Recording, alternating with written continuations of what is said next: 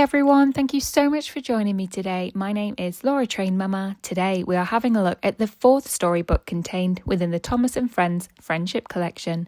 But before we jump in, I just wanted to give a special shout out to Christopher Potter. It's your birthday today, and I just wanted to say a huge happy birthday. I hope you have the most awesome day.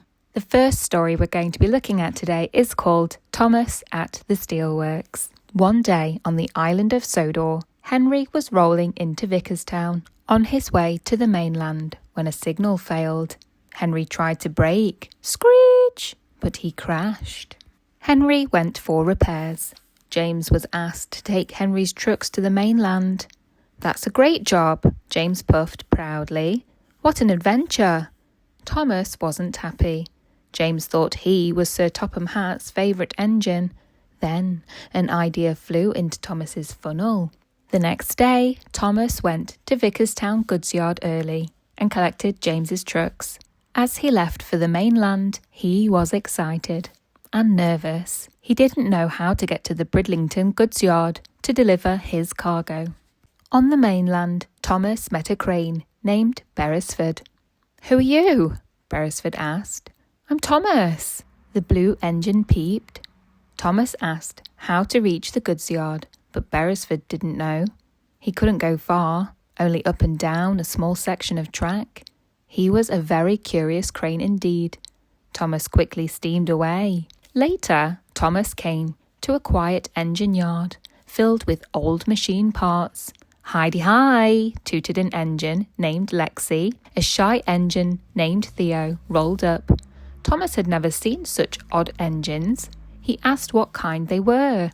"We're experimental," Theo peeped. "We're different," tooted Lexi. "Test models." Lexi and Theo had a friend named Merlin, but Thomas didn't see him anywhere. "You won't see him," Lexi peeped. "He's a stealth engine, designed to be hard to see. Invisible." "Merlin can make himself invisible?" Thomas gasped. Lexi laughed. "Let's just say he's always disappearing." With fresh coal in his hopper and a full water tank, Thomas set off again. Soon he rounded a bend and saw an amazing sight, a giant steelworks. Thomas entered the steelworks as two huge engines rolled up. The big tank engine was named Hurricane. The diesel shunter was Frankie. They knew the way to Bridlington. "But don't worry about going there tonight," said Frankie. "Uncouple those trucks." Thomas released his trucks and toured the steelworks. Everything glowed and hissed as molten steel was poured into moulds. "What a busy place!" "It's the hottest place in town," the big engines tooted. Later, Thomas settled down for a much-needed rest. Early the next day, Frankie and Hurricane woke Thomas. They'd already taken his trucks to Bridlington. "Then I'll get back to Sodor," Thomas peeped sleepily. "We helped you, little tank engine," Frankie said. "Won't you help us in return?"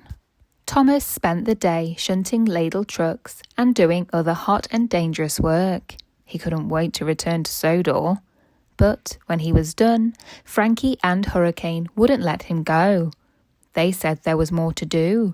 They locked him in the steelworks. What will happen to Thomas now? Turn the book over and read the rest of this exciting story. Let's do that now, shall we? Story 2.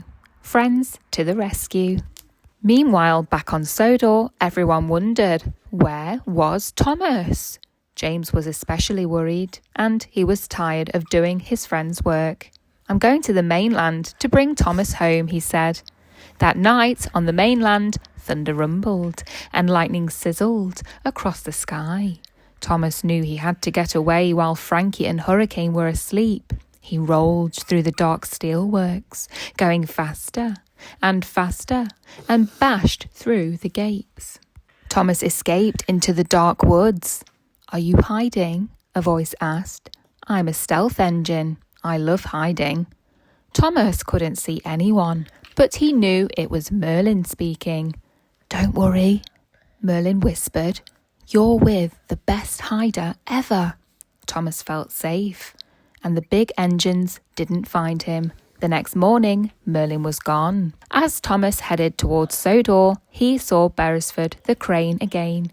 Just as Frankie and Hurricane approached, Beresford quickly lifted Thomas and hid him. Just then, James rolled down the track and met the big engines. They all steamed away together. Thomas knew he had to save his friend. He also knew who could help him. Thomas hurried to find the experimental engines and asked Theo, Lexi and Merlin to help save James. "But we can't do anything," Theo protested.